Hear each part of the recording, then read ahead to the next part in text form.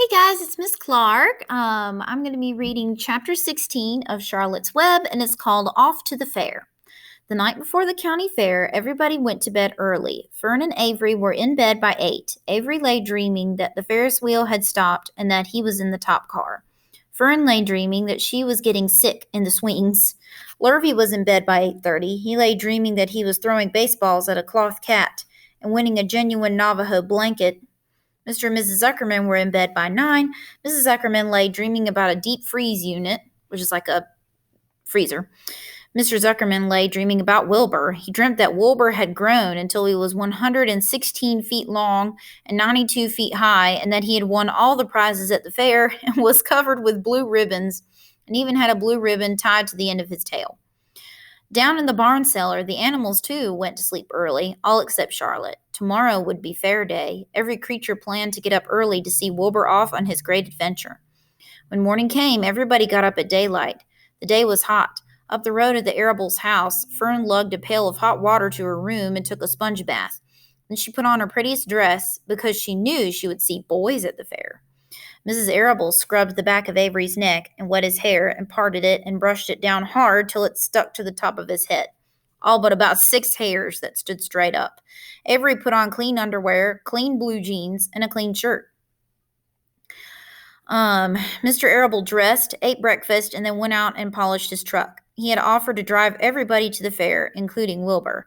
Bright and early, Lurvy put clean straw in Wilbur's crate and lifted it into the pig pen. The crate was green. In gold letters, it said Zuckerman's famous pig. So there is the picture of Mr. Zuckerman dreaming about Wilbur being 116 feet tall.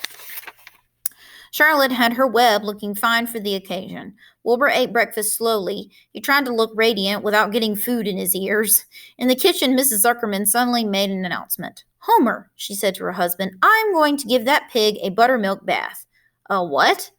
said Mr. Zuckerman. "A buttermilk bath. My grandmother used to bathe her pig with buttermilk when it got dirty. I just remembered." "Wilbur's not dirty," said Mr. Zuckerman proudly. "He's filthy behind the ears," said Mrs. Zuckerman. "Every time Lurvy slops him, the food runs down around the ears. Then it dries and forms a crust. He also has a smudge on one side where he lays in the manure." "He lays in clean straw," corrected Mr. Zuckerman. "Well, he's dirty, and he's going to have a bath." Mr. Zuckerman sat down weakly and ate a donut. His wife went to the woodshed. When she returned, she wore rubber boots and an old raincoat, and she carried a bucket of buttermilk and a small wooden paddle. "Edith, you're crazy," mumbled Zuckerman, but she paid no attention to him. Together they walked to the pig pen. Mrs. Zuckerman wasted no time. She climbed in with Wilbur and went to work. Dipping her paddle in the buttermilk, she rubbed him all over. The geese gathered around to see the fun, and so did the sheep and lambs. Even Templeton poked his head out cautiously to watch Wilbur get a buttermilk bath. Charlotte got so interested she lowered herself on a drag line so she could see better. Wilbur stood still and closed his eyes. He could feel the buttermilk trickling down his sides. He opened his mouth and some buttermilk ran in. It was delicious. He felt radiant and happy. When Mrs. Zuckerman got through and rubbed him dry, he was the cleanest, prettiest pig you ever saw. So there's the picture.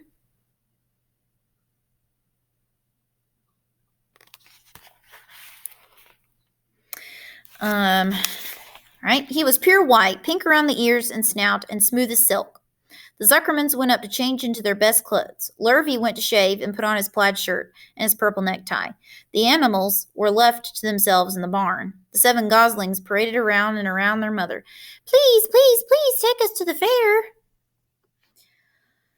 Oh, they made quite a racket. "Children," snapped the goose, "we're staying quiet idly at home. Only Wilbur is going to the fair." Just then Charlotte interrupted.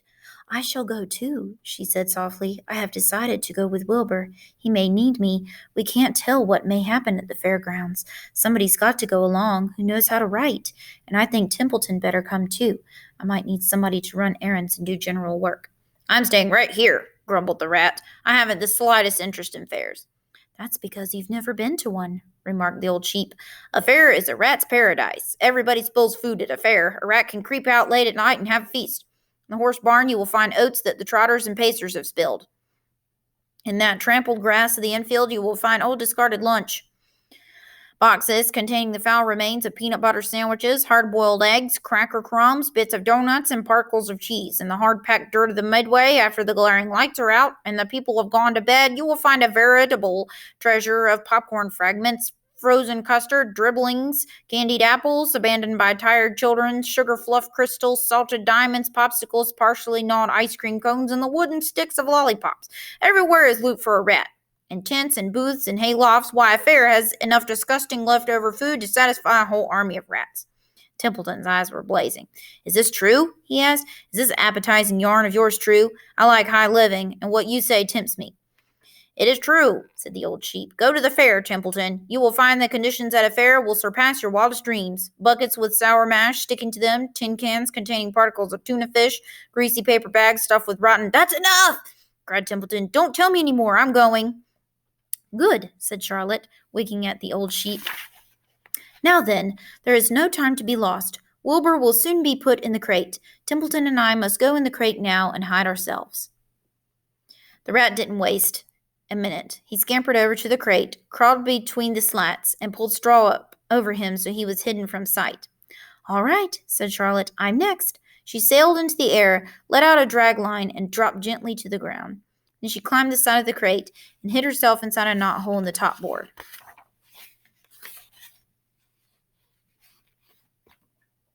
The old sheep nodded. What a cargo, she said. That sign ought to say Zuckerman's famous pig and 2 stowaways. Look out, the people are coming, shouted the gander. Cheese it. The big truck with Mr. Arable at the wheel backed slowly down toward the barnyard. Lurvy and Mr. Zuckerman walked alongside Fern, and Avery were standing in the body of the truck, hanging on to the sideboards. Listen to me, whispered the old sheep to Wilbur. When they open the crate and try to put you in, struggle. Don't go without a tussle. Pigs always resist when they are being loaded. If I struggle, I'll get dirty, said Wilbur. Never mind that. Do as I say. Struggle. If you were to walk into that crate without resisting, Zuckerman might think you were bewitched. He'd be scared to go to the fair. Templeton poked his head up through the straw. Struggle if you must, said he, but kindly remember that I'm hiding down here in this crate, and I don't want to be stepped on, or kicked in the face, or pummeled, or crushed in any way, or squashed, or buffeted about, or bruised, or lacerated, or scarred, or biffed. Just watch what you're doing, Mr. Radiant, when they get shoving you in. Be quiet, Templeton, said the sheep. Pull in your head. They're coming. Look radiant, Wilbur. Lay low, Charlotte. Talk it up, geese. Truck backed slowly to the pig pen and stopped. Mr. Arable cut the motor, got out, walked around to the rear, and lowered the tailgate. The geese cheered. Mrs. Arable got out of the truck. Fern and Avery jumped to the ground. Mrs. Zuckerman came walking down from the house. Everybody lined up at the fence and stood for a moment admiring Wilbur and the beautiful green crate. Nobody realized that the crate already contained a rat and a spider. That's some pig, said Mrs. Arable. He's terrific, said Lurvy. He's very radiant, said Fern, remembering the day he was born. Well, said Mrs. Zuckerman, he's clean anyway. The buttermilk certainly helped. Mr. Arable studied Wilbur carefully. Yes, he's a wonderful pig, he said. It's hard to believe he was the run of the litter. You'll get some extra good ham and bacon, Homer, when it comes time to kill that pig. Wilbur heard these words, and his heart almost stopped. I think I'm going to faint, he whispered to the old sheep who was watching. Kneel down, whispered the old sheep. Let the blood rush to your head. Wilbur sank to his knees, all radiance gone, his eyes closed. Look, screamed Fern. He's fading away. Hey, watch me, yelled Avery, crawling on all fours in the crate. I'm a pig. Avery's foot touched Templeton under the straw. What a mess, thought the rat. What fantastic creatures boys are. Why did I let myself in for this? The geese saw Avery in the crate and cheered. Avery, you get out of that crate this instant, commanded his mother. Who do you think you are?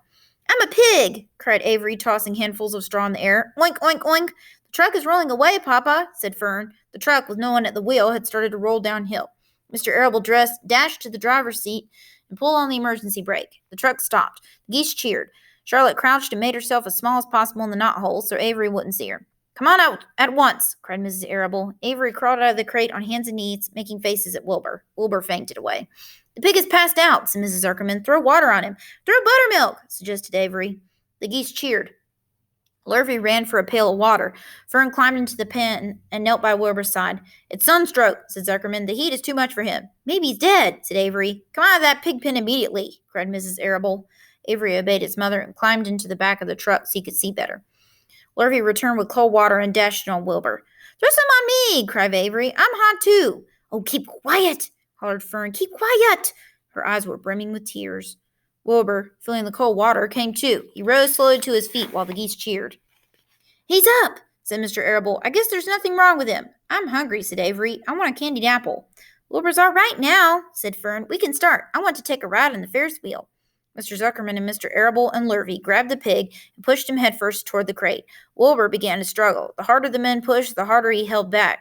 Avery jumped down and joined the men. Wilbur kicked and thrashed and grunted. Nothing wrong with this pig, said Mr. Zuckerman cheerfully, pressing his knee against Wilbur's behind. All together now, boys, shove. With the final heave, they jammed him into the crate. The geese cheered. Lurvy nailed some boards across the end so Wilbur couldn't back out. Then, using all their strength, the men picked up the crate and heaved it aboard the truck. They did not know that under the straw was a rat, and inside a knothole was a big gray spider. They saw only a pig. Everybody in, called Mr. Arable. He started the motor. The ladies climbed in beside him. Mr. Zuckerman and Lurvy and Fern and Avery rode in the back, hanging onto the sideboards. The truck began to move ahead. The geese cheered. The children answered their cheer, and away went everybody to the fair. All right, so there's the picture where they throw cold water on Wilbur to wake him up because they think he's fainted, which he has. So, chapter 17, Uncle, and we'll read that one next time.